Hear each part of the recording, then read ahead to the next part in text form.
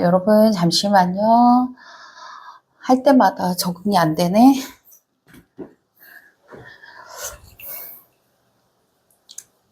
뭔가가 화면이, 인사부터 할까요, 여러분? 안녕하세요. 지금 제가 화면 조작을 잘 못해서 도움을 받아야 될 것 같아요. 쪼여주셔야 될 것 같아. 네. 네네. 됐습니다. 여러분 다 잘 지내고 계신가요? 안녕하세요. 다시 한번 인사드릴게요. 저는 아주 후덥지근한 여름을 지나가고 있습니다. 여러분들도 저와 똑같은 시간을 지나가고 있을 텐데 지금 화면을 다시 한번 봐야 되겠는 게 네. 됐어요. 이제 됐네요. 여러분들도 제가 보이죠? 좀 전까지 저는 제가 보이지 않았습니다. 현장으로 갈까봐요. 여기서 이렇게 혼자 하는 게 힘드네요. 하나님께서 귀한 시간들을 마련해 주시는데 그게 바로 이 시간이 아닐까 그런 생각을 합니다. 지금 전화 문의가 오는 게 숙제에 대한 문의가 많이 오는데 숙제가 많습니다. 책도 읽어야 하고 중간중간에 캐치해서 수업을 잘 들으신 분들은 숙제가 뭐였는지 다 알게 될 거예요. 그쵸? 장치가 숨어져 있죠. 근데 대충대충 뭐 2배속, 2.5배속 이렇게 들으신 분들은 숙제를 놓쳤을 거예요. 강의를 잘 들으라고, 그렇게, 곳곳에 숨겨놨습니다.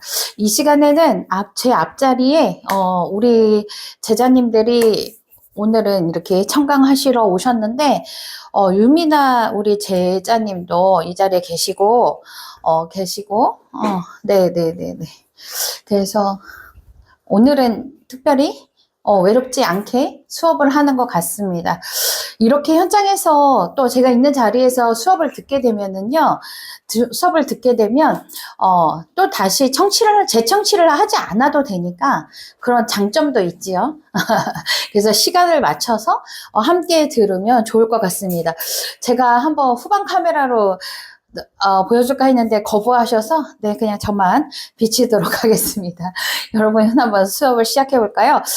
이번에 수업은 딱 2강이 남았는데요. 2강을 제가 준비한 건 대략 3강 정도인데 어떻게 마무리를 할까 하다가 2강, 3강을 한번 합쳐봤어요. 그래서 오늘 다소 길겠지만 그래도 같이 하면서 또 숨은 과제가 있어요. 프로젝트가 있는데 총 여러분들이 찾으면 제 프로젝트 그 과제가 6가지일 거예요. 오늘 것까지 6가지 총 레포트 제출해야 될 게 6가지입니다.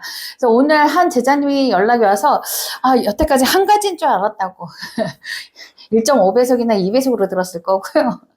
많이 놓쳤을 거예요, 강의를. 분명히 중간중간에 숙제들이 있었어요. 다시 한번 들어보시고 숙제를 차근차근 잘 해냈으면 좋겠어요. 오늘은 용서는 순간이지만 신뢰는 시간이다 라는 제목으로 여러분들과 함께 할 것입니다. 상처를 넘어 회복을 넘어 형통으로 어떻게 해야 우리가 할 수 있는지 한번 차근차근 짚어가도록 할게요. 다시 한번 인사할게요. 여러분 샬롬 샬롬. 소리 내셔서요. 샬롬 샬롬. 네. 소리는 내셔도 돼요. 안 그럼 화면을 돌릴 거예요. 그래요. 이 시간에 어떤 이야기들이 있는지 한번 시작해 볼까요? 사람은 누구나 다 상처를 받고 살아요. 상처가 없는 사람은 없습니다. 네, 어떤 사람은요, 부모로부터 지속적으로 상처를 받는 사람이 있어요. 그런데 여러분, 부모도 자녀를 통하여서 자녀로부터 상처를 많이 받기도 합니다. 또 배우자에게 상처를 받고요. 또 믿었던 친구에게 상처를 받기도 하고 이웃지간에 성도지간에 목회자로부터 성도로부터 이렇게 모든 관계에 열려있는 관계 속에서 상처를 받게 됩니다. 교회 안에서 상처를 받는 사람들은요 더 큰 상처로 부과돼서 나타나죠. 살아간다는 것은요, 어찌 보면은 상처 속에 살아가고 상처를 만들고 회복하고 연속 버튼을 누르는 것과 같아요. 그렇죠? 그런데 이상하게 나만 이렇게 유독 상처를 받는 것 같아 라고 하는 사람이 있어요. 유독 나만 상처를 받는 것 같아. 컨트롤 C, 컨트롤 V. 그쵸? 이 사람한테 갔는데도, 이 환경인데도, 저 환경인데도 계속해서 동일한 상처가 반복되는 사람이 있습니다. 이상하게 환경이 달라지고, 나이가 달라지고, 사람이 바뀌었는데도 동일한 상처가 반복돼요. 그쵸? 컨트롤 C, 컨트롤 V를 한 것 같단 말이죠. 어떤 경우에 이런 일이 계속 반복되는 것일까? 그래요. 어쩌면요, 그 상처가 진짜 상처가 아니고 가짜 상처일 수도 있고요. 우리가 만들어낸 허상일 수도 있겠어요. 갑자기 이게 무슨 말인가 여러분 많이 궁금하시죠? 지금 제 거 충전기 연결해 주셔야 돼요. 예, 충전기 연결해 주셔야 돼요. 그래요. 어떤 사람은 상처에 또 갇혀 사는 사람들도 참 많습니다. 10년 전 이야기를 꺼내는 거죠. 내가 10년 전에 이러이러했어. 당신이 나에게 10년 전에 이러이렇게 했잖아. 나는 그게 아직 용서가 안 됐다고. 막 이러는 경우도 너무나도 많고요. 20년 전 일을 아직도 꺼내요. 와, 이 기억력 무엇이야? 잠재되어 있는 기억력 이것이 무엇입니까? 상처가요. 그 사람이 현재가 되고 미래가 되는 것입니다. 아이고 여러분 잠시만요.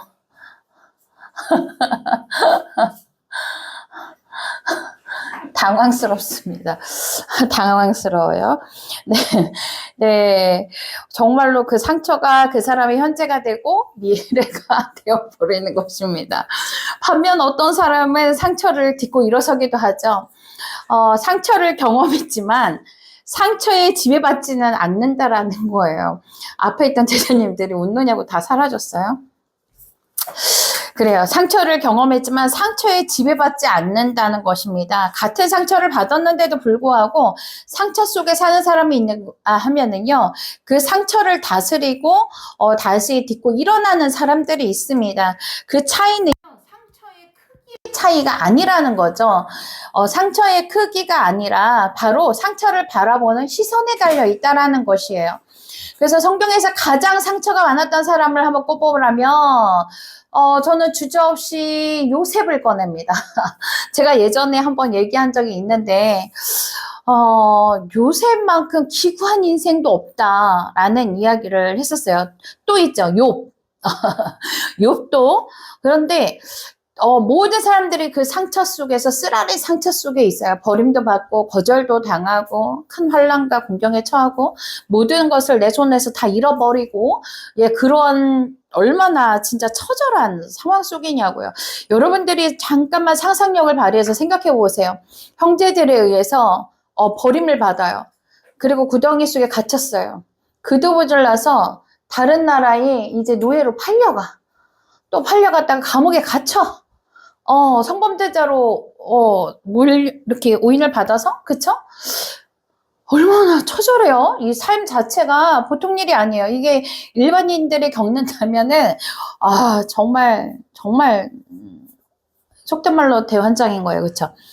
그래서 요셉은요, 사랑받는 아들이었단 말이죠. 아버지의 특별한 사랑을 받았습니다. 그런데 어때요? 상대적으로 상대방을 싫어하는 거죠. 우리 교회 안에서도 그런 일이 참 많아요. 그쵸? 아버지의 특별한 사랑을 받는 요셉을 질투하는 세력이 있습니다. 그의 형들이었어요. 질투는 사람의 눈을 멀게 만드는 거예요. 귀도 멀게 하죠. 처음에는 미워했어요. 나중에는요, 말도 하지 못하겠어요. 그리고 결국 죽이려고 했다는 거예요. 다행히 죽이지는 않았지만 구덩이에 던져놨어요. 살으라고 던졌을까요? 죽으라고 던졌을까요? 죽으라고 던졌을 거예요. 우리가 상상해 봐야 돼요. 깜깜한 구덩이 안에 혼자 갇혔을 어린 아이를 상상해 보세요. 지금 아동학대범으로 잡혀갑니다. 위에서 형들이 이야기하는 소리가 다 들리는 거예요. 그러면 요셉이 어떻게 했겠어요? 살려달라고 울부짖었을 거예요. 그런데 형들은 길을 막습니다. 듣지 않았어요. 그리고 하나님이 예비하신 대로 그는 노예상에게 팔려갑니다. 요셉이 가장 아팠던 것은 노예가 된 것이 아니에요.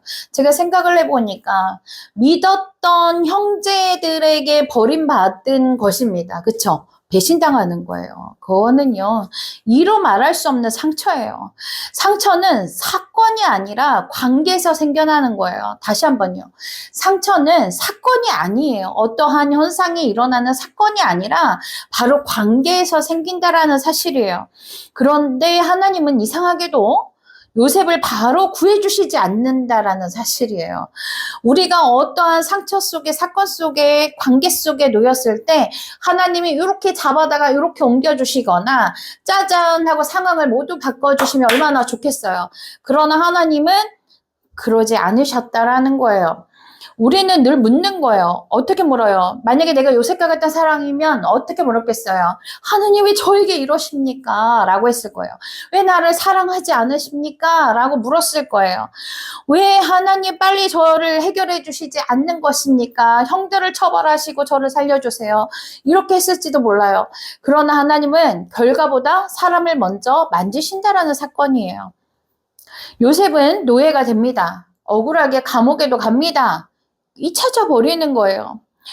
그 시간이 어느 정도였냐면 13년이에요, 여러분. 여러분들의 삶에서 13년이 바로 그 갇혀 지내고 노예 생활을 하는 그 13년의 시간이라고 생각을 해보세요. 여러분 나이에서 13년을 한번 제하여 보세요. 얼마나 무섭습니까? 그 시간 동안 하나님이 무엇을 하셨을까요? 바로 총리를 만들고 계셨다라는 사건이에요. 바로 하나님은요, 해결자 되신 하나님은 그 문제 속에 갇혀있게 두지 않으셨고 그를 준비시키셔서 차근차근 총리로 올리셨다라는 거예요. 총리를 만들고 계시는 하나님, 바로 이 어둠 속에서, 광야 같은 나의 삶 속에서, 관계 속에서 상처의 우리가 어둠 가운데 있을 때, 광야 가운데 있을 때조차도 하나님은 그 가운데 계획하시고 비전을 만들어 가시는 분이시라는 사실이에요. 상처를 받은 사람은요, 두 길 중 하나를 가게 돼요. 복수의 길. 내가 반드시 복수하고 말 거야. 복수의 길. 또 너무 자연스러웠죠. 혹은 성숙의 길.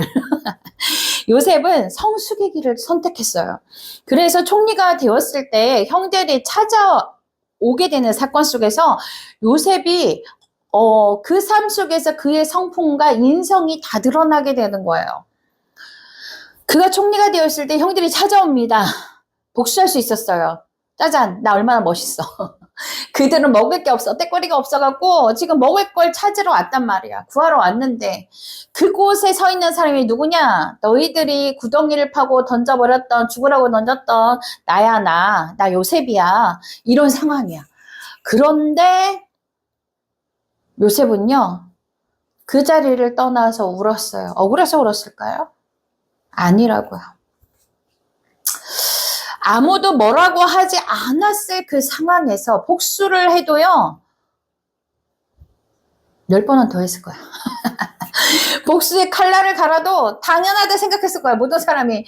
야, 요셉아, 너 바보니? 복수해라! 해갖고 응원을 했을지도 몰라. 그런데 요셉은 울었어요. 그리고 이렇게 말합니다. 당신들은 나를 해하려 하였으나 하나님은 그것을 선으로 바꾸었다라고 고백을 하는 거예요. 나의 마음의 상태에 대해서 이야기하는 것이 아니라 지금 일어나는 모든 현상들과 내가 왜 이러한 마음을 먹게 됐는지에 대해서 설명하는 거예요. 다시 말해서 하나님이 하시는 일들에 대해서 증거를 한다라는 사실이에요. 성숙된 사람, 회복의 길을 걸은 사람, 바로 하나님 시선에 머무는 사람은요, 복수의 칼날이 아닌 바로 회복의 시간 가운데 하나님의 사랑과 은혜를 증거한다라는 사실이에요. 그래서 창세기 50장 20절에 이렇게 말씀하시는 거예요. 저는 이 말씀을 읽을 때마다 가슴이 엄청나게 뜨거워집니다. 요셉은 상처를 잊어버린 것이 아니에요. 그 상처를, 자기의 상처를 외면한 것도 아니에요. 상처의 의미를 새롭게 해석하게 된 것입니다. 누구의 눈으로요? 바로 주님의 시선으로 새롭게 해석했다라는 사실이에요. 형들이 한 행동은 악했어요. 분명 악했습니다. 그러나 하나님은 그 악조차 선으로 바꾸셨다라는 거예요. 이 악이라는 것, 이 사람들이 선택했던 이 악이라는 것을 지어서 선으로 바꾸셨다라는 거예요. 여러분, 용서란 기억상실이 아니에요. 제 기억상실증 걸린 거 아니야? 자기가 그렇게 아프고 그렇게 힘들었는데 어떻게 저럴 수 있어? 은혜 받았다고? 제 그걸 까마득히 잊어버렸나 봐. 아니요.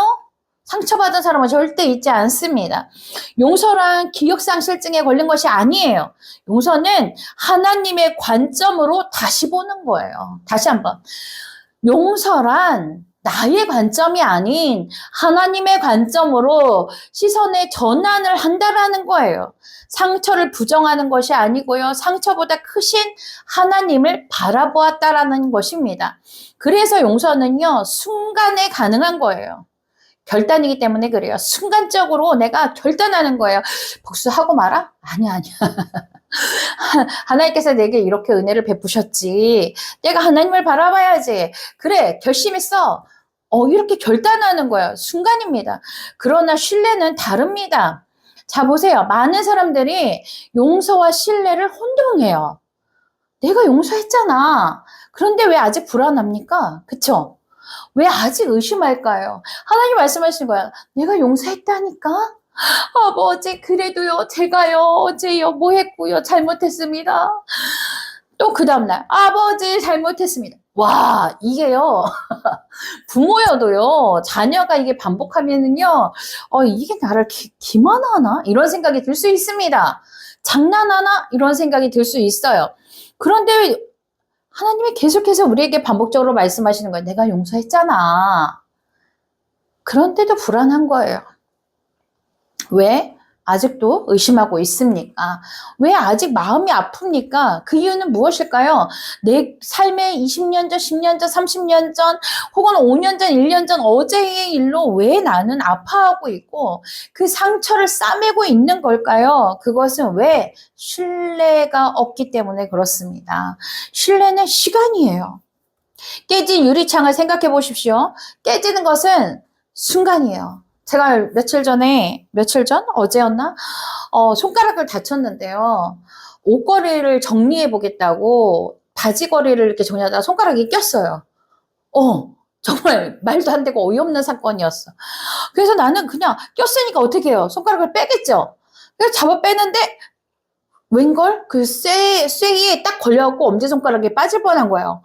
너무 놀래고 고통스러워서 순간 악! 하고 다시 집어넣었어요. 반 좀 빼다가 다시 집어넣었어요.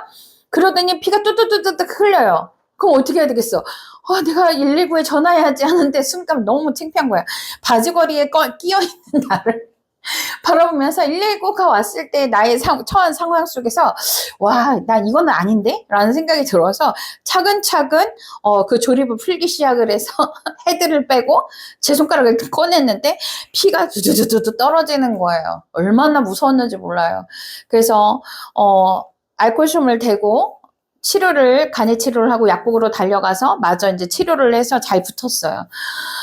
이게요, 순간, 유리창이 깨지는 것도 순간이에요. 으악! 내가 이미 놀래고 있을 때 이미 깨졌어. 땅에 떨어져, 유리창은. 그쵸? 그런데 이 깨진 유리창을 우리가 잘 생각해 보세요. 깨지는 것은 아주 순간이란 말이죠. 하지만 다시 복구하는 데에는 어때요? 시간이 걸리는 거예요. 그리고 어때요? 그 유리 조각을 하나하나 붙입니까? 아니죠. 새 것으로 교환하게 되죠. 이 복구한다라는 것은요, 회복한다라는 것은요, 옛 상처를 싸매고 내가 내 마음에 가두어서 이것을 곧씻고 하는 것이 회복이 아니라는 거예요. 새로워진다라는 것은 갈아엎는 거예요. 갈아엎는 것. 깨진 유리 조각을 하나하나 모아서 붙여서 유리창을 만드는 게 아니라 갈아엎는 거라는 거예요. 사과는 하루에 할 수 있어요. 이 시간에도 내 모든 인생에 나에게 상처를 줬던 모든 시간 가운데 용서는 순간이에요. 할 수 있어요. 하지만 어떻습니까? 신뢰는 수많은 날들을 통해서 다시 쌓아 가야 하는 거예요. 다시 말해서 화해와 용서는 순간이지만 신뢰는 시간이라는 사실을 아셔야 돼요. 그래서 그 갭 차이가 있는 거예요. 나는 용서를 했고 용서를 받았다고 생각했는데 내 마음이 불편해. 그리고 이게 쉽사리 믿어지지가 않고 관계가 회복되지 않아. 그건 왜? 신뢰는 시간이기 때문에 그렇습니다. 수많은 날들을 통해서 다시 쌓아야 하는 것이에요. 여기에서 우리는요, 야곱과 또 에서를 만나게 됩니다. 한번 야곱과 에서를 만나러 가봅시다. 장자의 권리도 빼앗았습니다. 그쵸? 예, 야곱은 형을 속였단 말이죠. 속이는 자예요. 아버지의 축복도 어때요? 가로챘습니다. 형은 분노했어요. 그쵸? 죽이려고 했어요. 야곱은 어때요? 도망갑니다. 이게 지금 잠깐 썰을 풀듯이 얘기하지만 여러분 그 상황에 처해 있는 에서와 야곱이 돼 보십시오. 그리고 어떻게 해요? 도망갔다가 20년 동안 돌아오지 못해요. 그쵸? 20년 동안 돌아오지 못합니다. 20년이에요, 여러분. 20년이면요, 아이가 태어나서 성인이 되는 시간이에요. 그 긴 시간 동안 야곱은 편안하지 않았어요. 드디어 돌아오는 날이 되었습니다. 성경을 보면요, 야곱은요, 밤새 씨름했다고 해요. 사실 하나님과 씨름한 것이 아니죠. 누구하고? 자기 자신과 나의 허물과 나의 아집과 씨름한 거예요. 여러분, 내가 힘들어서요, 누군가의 관계 속에서 힘들어서 잠이 안 오도록 마음이 슬프잖아요. 사실 자세히 들여다보세요. 내가 누구랑 씨름하고 있는지. 사실은 나 자신과 씨름하고 있는 거예요. 그 두려움과 씨름하고, 나의 분노와 씨름하고, 나의 이해되지 못함과 씨름하고, 나와의 씨름인 거예요. 죄책감과 씨름하고, 상처와 씨름하고, 이해되지 않는 것에 오는 불평등함에 씨름하고, 그렇게 20년. 그리고 형을 만났습니다, 에서를. 근데 놀라운 일이 일어나지요. 에서가 어떻게 해요? 달려옵니다. 나 같았으면 뒷걸음질 쳤어요. 야곱이었으면. 형이 달려오니까. 그런데 에서가 싹 달려와서 야곱한테 달려와서 어떻게 해요? 와라! 안아줍니다. 그리고 둘이 어때요? 안고 엉엉 울어요. 저는 이 장면에서 성경 읽다가 얼마나 울었는지 몰라요. 창세기에서 가장 아름다운 장면 중에 하나예요. 그쵸? 용서는 한순간의 결단이지만요. 신뢰는 하나님의 시간 속에서 만드시는 작품이라는 거예요. 그리고 우리는 다윗을 만나게 됩니다. 다윗은 사울에게 쫓겨다닙니다. 오늘은 죄다 쫓겨요. 예, 이렇게 쫓겨다녀요. 그런데 보니까 얼마나 억울합니까? 생각해 보세요. 하나님이 선택했어요. 선택했기에 다윗은 이제 그 현명함과 하나님께서 주신 그 총기와 그 지혜와 그 늠름한 가운데 사람들의 총애를 받으면서 쫓기는 시대가 된단 말이죠. 그래서 저는 다윗을 어려서 공부할 때, 야, 너무 앞서도 안 돼. 사람은 중간이어야 돼, 중간. 막 이런, 장난 섞인 이야기도 많이 했는데, 진심일 수도. 하여튼 그렇게, 쫓겨다닙니다. 그리고 도망쳐요. 죽을 고비를 수없이 넘깁니다. 그리고 다윗이 얼마나 불쌍합니까? 아들에게조차도 쫓깁니다.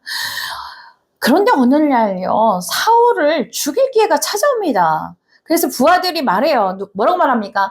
하나님이 원수를 우리 손에 붙여주셨습니다. 라고 말해요. 하지만 다윗은 칼을 어떻게 해요? 거둡니다. 왜일까요? 복수에는 바로 문제를 끝내는 것 같지만 상처를 끝내지는 못하기 때문에 그래요. 그 비밀을 다윗은 알고 있었습니다. 그래서 다윗은 하나님께 맡깁니다. 그가 약해서 하나님께 맡기는 게 아니라고요. 그가 어리석어서 맡기는 게 아니고요. 무능력해서 하나님께 맡기는 것이 아닙니다. 그의 능력이, 그의 믿음이, 그의 지혜로움이 바로 하나님께 맡기는 사건이 일어나는 거예요. 그래서 하나님이 다윗을 높이셨어요. 성경을 보면요, 형통한 사람들의 공통점이 있습니다. 요셉도 다윗도 나중에 베드로도 상처가 없었던 사람이 없어요. 그러나 상처보다 하나님을 더 크게 본 사람들이라는 사실이에요. 그들에게 공통점은 문제보다 크신 하나님을 바라보았다라는 것입니다. 그래서 형통은 문제가 없는 인생이 아니에요. 형통한 인생이라는 것은 문제가 있어도 하나님과 함께 걷는 인생이고요. 문제를 바라보는 것이 아니라 해답이신 하나님을 바라보는 것이 형통한 인생이라는 거예요. 감옥에 있어도 형통할 수 있습니다. 억울해도 형통할 수 있습니다. 눈물 가운데 형통할 수 있고요. 우리가 처한 환경 속에 아무것도 보이지 않고 앞뒤를 돌아보아도 갈 곳이 없을지라도 형통할 수 있는 것입니다. 왜냐하면 하나님이 함께 하시기 때문이에요. 그리고 마지막으로 또 한 사람 베드로를 생각해 보십시오. 야, 베드로는 어떻습니까? 하나님을 3번이나 부인합니다. 그쵸? 그의 인생 최대의 실패였단 말이죠. 그런데 부활하신 예수님은요, 그를 찾아오세요. 여러분 어떻게 할 거예요? 내가 하나님을 제일 사랑해요, 하나님. 당신도 아시지요? 내가 얼마나 사랑하는지 이렇게 고백하면서 찬양으로도 불렀던 사람이에요. 그쵸? 내가 하나님의 예수 그리스도의 치제자야 이랬던 사람이에요. 근데 그가 3번을 부인했는데 예수 그리스도가 부활하셔서 그 앞에 찾아오십니다. 그런데 예수님은 그를 정죄하지 않으시죠. 비난하지 않으십니다. 이렇게 묻습니다. 뭐라고 물었어요? 네가 나를 사랑하느냐? 이게 웬 질문이야? 그쵸? 이게 웬 질문이야? 저는요, 이 대목에서요, 박수를 쳤어요. 아무리 그래도 너는 아니지 않니? 이게 아니라. 아무리 그래도 너는 나를 끝까지 지켰어야지. 이게 아니라. 부활하셔서 베드로에게 오신 예수 그리스도께서 이렇게 말씀하시는 거예요. 네가 나를 사랑하느냐? 이렇게 동일하게 3번 묻습니다. 이게 되게 중요해요. 3번 묻습니다. 상처가 있었던 자리에서 3번에 부인했던 그 시간에서 그 사건에서 예수 그리스도가 3번 묻는 거예요. 네가 나를 사랑하느냐? 바로 상처가 있었던 자리에서 회복이 시작된다는 것입니다. 실패가 있었던 자리에서 사명이 시작된다는 사실이에요. 여러분, 하나님은요, 우리를 정죄하기 위해 부르시는 분이 아니라는 거예요. 시시콜콜하게 네가 왜 그랬니? 하고 따져 묻는 분이 아니시라는 거예요. 회복시키기 위해서 부르시는 분이십니다. 그래서 우리는 용서는 순간이다라고 하는 거예요. 신뢰는 시간입니다. 회복은 단지 과정인 것 뿐이에요. 그러나 형통은 이 모든 과정을 지나서 하나님과 함께 걷는 사람에게 주어지는 선물이에요. 값없이 주시는 선물, 그게 뭐예요? 은혜인 거예요. 그렇기 때문에 우리가 상처를 붙들지 말아야겠어요. 가정이 왜 무너집니까? 관계가 왜 흔들릴까요? 교회에서 왜 계속해서 트러블이 일어날까요? 목사님과 트러블이 나고 사명자들과 트러블이 나고 성도들과 트러블을 나면 더 이상 말씀이 말씀으로 들리지 않는단 말이죠. 그게 왜 일어나는 걸까요? 나는 가만히 있는데 상대방이? 아니면 내가 잘못해서 나만 탓할 건가요? 어떻게 상황일까요? 바로 용서의 순간을 가지셔야 돼요. 타인을, 나 자신을. 내가 나를 용서할 때 내가 나를 용서하고 신뢰를 쌓아가는 시간을 가지셔야 되고 회복의 과정 속에서 예수 그리스도가 찾아오시고 예수 그리스도로 말미암아 값없이 주시는 그 선물 은혜 가운데 단단해져 간다라는 사실이에요. 그러나 형통은 어떻다고요? 그 모든 과정을 지나 하나님과 함께 걸어가는 시간이라는 거예요. 다시 말해서 하나님 품으로 파고 들어가는 시간이에요. 상처를 붙들어서는 안 돼요. 여러분 스탑. 상처를 붙들어서는 안 됩니다. 하나님을 붙드셔야 돼요. 억울하고 원통하고 불평 있는 것을 붙들지 말아야겠어요. 우리는 머리로 다 안단 말이죠. 하나님의 뜻을 붙들어야 돼요. 그게 뭐예요? 내 시선을 거두란 얘기예요. 그러면 언젠가 요새처럼 고백하게 될 것입니다. 그때는 몰랐지만, 다시 한번, 그때는 몰랐지만, 하나님은 모든 것을 선으로 바꾸고 계셨습니다. 여러분 따라하십시오. 그때는 몰랐지만 하나님은 모든 것을 선으로 바꾸고 계셨습니다. 아멘. 그것이 형통한 인생입니다. 여러분, 오늘 우리는 용서와 신뢰, 그리고 회복에 대해 함께 이야기하고 있습니다. 돌이켜보면 우리 모두는 상처받은 사람들입니다. 누군가는 부모에게 상처받았고요. 아까도 말했지만 배우자로부터, 자녀로부터, 형제로부터, 성도로부터, 또 사역자로부터, 그쵸? 많은 사람들로부터 상처받고 아프다라고 말합니다. 어쩌면 오늘 이 자리에 앉아있는 우리 모두의 마음속에는요, 아직도 말하지 못하는 상처 하나쯤은 가지고 있을 거고요. 나는 이 쓴뿌리가 있어 라고 아직도 말하는 사람들이 대다수일 것입니다. 그런데 제가 이 시간에 여러분들에게 묻겠습니다. 여러분은 모두 십자가를 믿습니까? 부활의 주님을 믿습니까? 여러분들은 십자가를 의지하고 살아갑니까? 바로 예수 그리스도가 현재에 존재하고 계십니까? 나와 함께 살아가고 있습니까? 그렇다면 우리 안에는 쓴뿌리가 있어서는 안 된다라는 것입니다. 그 쓴뿌리와 아픔의 상처가 더 이상 내 안에 있어서는 안 된다라는 사실이에요. 하나님은요, 우리에게 상처를 붙들고 살라고 말씀하지 않으신다라는 사실입니다. 상처를 통해서 하나님을 만나라고 말씀하고 계시는 거예요. 요셉은 형들에게 버림받았습니다. 그러나 그 상처 때문에 총리가 된 것이 아니라는 거예요. 그 상처 속에서 하나님을 발견했기 때문에 총리가 된 거죠. 너가 정말 그런 상처가 있었고 고통이 있었고 아픔이 있었으니까 내가 너를 위로해 줄게, 총리가 되렴, 이게 아니었다냐고요. 그의 순간적인 결단, 복수를 꿈꾸지 않고 하나님을 바라보는 그 결단, 그가 무릎 꿇고 기도하였던 그 순간, 악을 선택하지 않고 선을 선택하는 그의 삶의 태도, 이 태도 속에서 하나님은 꾸준히 그를 향한 계획, 그 비전을 만들어 가셨다라는 사실이에요. 다윗도 마찬가지예요. 얼마나 힘이 세고 모든 권력을 다 가졌습니까? 얼마나 무수히 많은 시간들을 그에게 할애하였습니까? 그런 다윗이요, 어떻습니까? 사울이 모든 시간을 다윗을 쫓는 데 썼습니다. 얼마나 어리석어요? 그러나 그의 쓴 시간과 노력은 허사였죠.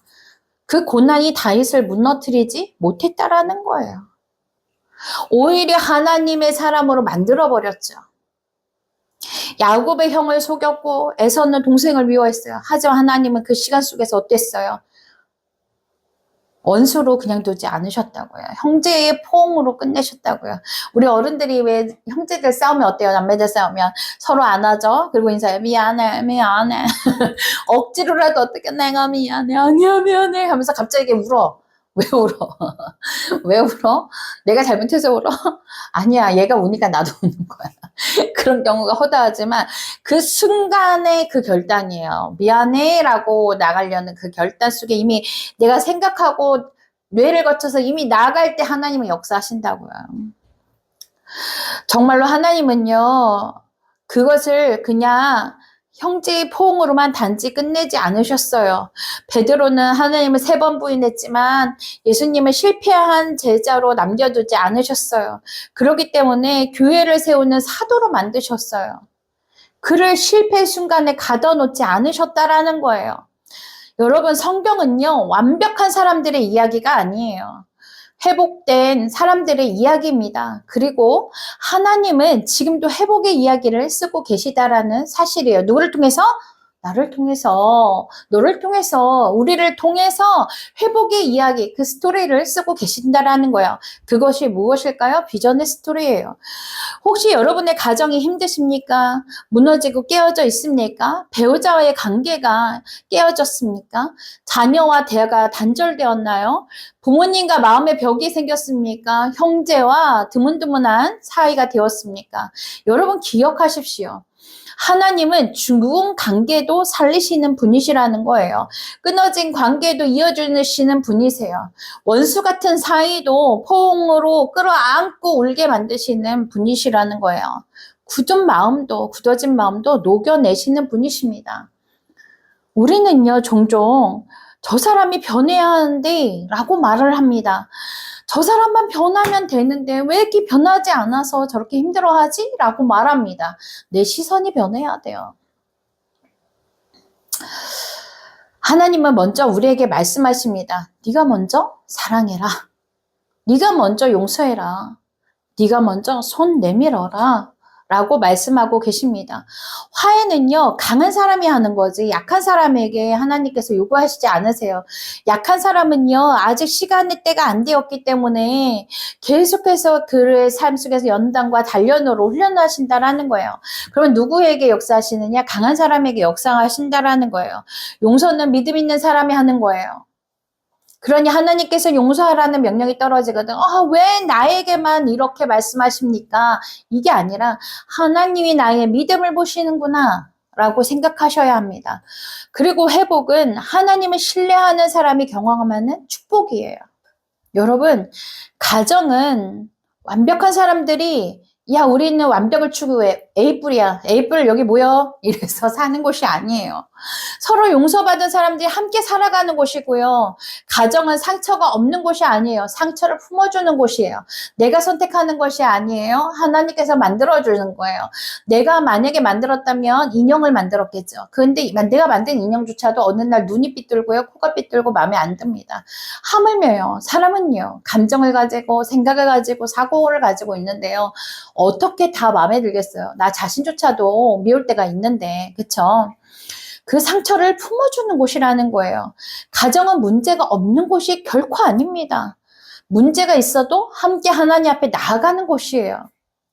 오늘 집에 여러분들 돌아가시면은요, 가족들의 얼굴을 한번 천천히 바라보십시오. 그렇다고 아이 앞에 가서 갑자기 시선을 고정하고 아이를 빤히 쳐다보면은 아이한테 욕먹어요. 그냥 한번 쓱 보세요. 한번 가족들의 얼굴을 한번 천천히 바라보세요. 당연하게 여겼던 남편의 얼굴, 늘 곁에 있었던 아내의 얼굴, 말없이 자라고 있는 자녀의 얼굴, 나만 보면 떽떽거리는 자녀의 얼굴, 늘 푸닥거리하는 남편의 얼굴, 잔소리하는 부모의 얼굴, 내가 잔소리하고 있는 그 상태의 얼굴, 한번 그 얼굴들을 다 한번 바라보세요. 그리고 생각해야 돼요. 반드시 생각해야 돼요. 우리가 함께 할 시간이, 우리가 만들 시간이, 스토리가 이제 얼마 남지 않았구나. 영원하지 않겠구나. 언젠가 우리가 가장 후회하는 것은 돈이 아닐지도 몰라. 이걸 기억하셔야 돼요. 성공이 아닐지도 몰라. 이걸 기억하셔야 돼요. 저도 언니랑 영원할 것 같았어요. 언니보다 제가 더 오래 살 거라고 상상조차 하지 못했고, 단 한 번도 생각해 본 적이 없어요. 그럼에도 불구하고 언니를 3년 전에 떠나보내고 나서 지금 그 비어있는 그 자리에 서 있는 저는요, 얼마나 많은 후회가 있는지 몰라요. 더 사랑하지 못했던 거, 내가 더 안아주지 못했던 거, 따뜻한 말로 한 번 더 사랑한다 말할 걸. 내가 언니를 이해하고 있어. 내가 언니의 삶을 만지고 있어. 내가 언니를 위해서 기도하고 있어. 이걸 왜 한 번 더 하지 못했을까? 그런 생각이 듭니다. 그래서 오늘만큼은 여러분들이 미루지 마십시오. 사랑한다는 말도, 고맙다는 말도, 또 미안하다는 말도, 용서한다는 말도 미루지 마시기 바랍니다. 용서는 순간이에요. 신뢰는 시간입니다. 회복은 과정입니다. 그러나 그 모든 과정을 통해서 하나님은 바로 우리 가정을 아름답게 빚어가신다는 사실이에요. 언젠가 여러분의 가정도 요셉처럼 고백하게 되기를 축복합니다. 그때는 아팠지만 하나님이 우리 가정을 통해서 선으로 바꾸셨습니다. 야곱처럼 고백하게 되기를 축복합니다. 그토록 두려웠던 관계가 하나님의 은혜로 회복되었습니다. 베드로처럼 고백하게 되기를 축복합니다. 실패했지만 실패한 자리에서 바로 그곳에서 다시 일어설 수 있게 하셨습니다. 그리고 마지막으로 이렇게 고백하게 되기를 여러분 모두를 축복합니다. 우리 가정이 여기까지 온 것은 우리 교회가, 우리 구역이, 우리 식구들이 여기까지 온 것은 우리의 힘이 아니라 바로 하나님의 은혜였습니다. 라는 고백이에요. 그 은혜가 여러분의 가정 위에, 자녀들 위에, 교회와 여러분들의 모든 처해 있는 그 환경 위에, 그리고 다음 세대 위에 풍성히 흘러가기를 예수 그리스도 이름으로 축복합니다. 우리는요, 축복의 기회를 절대 놓쳐서는 안 됩니다. 그 축복의 기회는 바로 지금이에요. 들으십시오.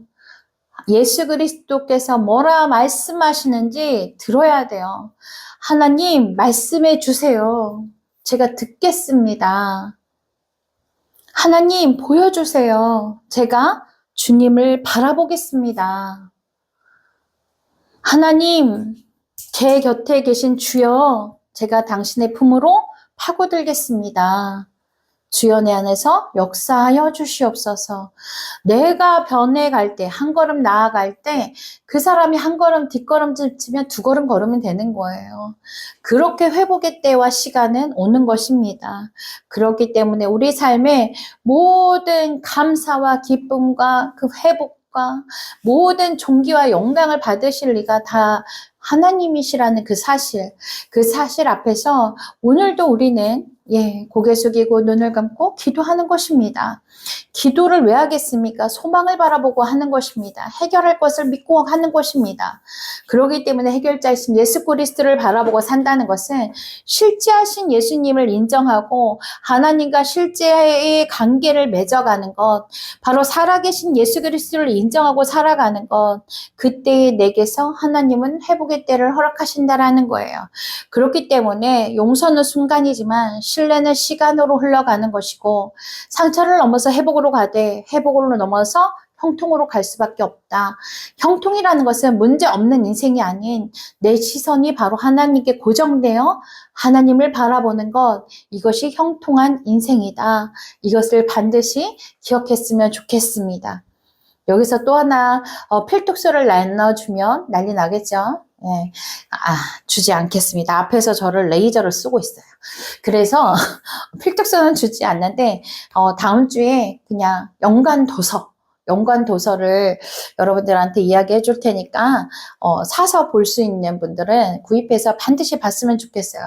내가 서 있는 자리에서 실패의 그 순간에서 그 순간이 실패를 성공으로 또 실패를 은혜로 바꾸고 싶은 사람들, 그리고 가정을 다시 한번 회복시키기를 원하시는 분들, 내 인생을 다시 한번 세워가기를, 다시 한번 계획하기를 원하시는 분들이 반드시 했으면 좋겠어요. 그리고 오늘부터 기도할 때에 소망을 가지고 기도하세요. 울 준비를 하지 마시고 소망을 가지고 소망을 찾을 준비를 하시고 그리고 기도했으면 좋겠어요. 하나님께서 그 가운데서 우리에게 얼마나 따뜻하고 아름답고 향기롭게 우리 삶을 만들어 가시고 준비하실지 기대가 큽니다. 그러기에 여러분들과 이 모든 시간들을 함께 했다는 것 자체가 큰 행복입니다. 지금 제가 유튜브를 준비하고 있는데 어떻게 하면 많은 사람들이 예수 그리스도의 향기나는 삶과 그 가정 속에서 건강하게 살아가지? 이거를 많이 고민하면서 지금 채널을, 그리고 인스타에서도 채널을 준비하고 있어요. 그래서 여러분들이 많이 기도해 주시고요.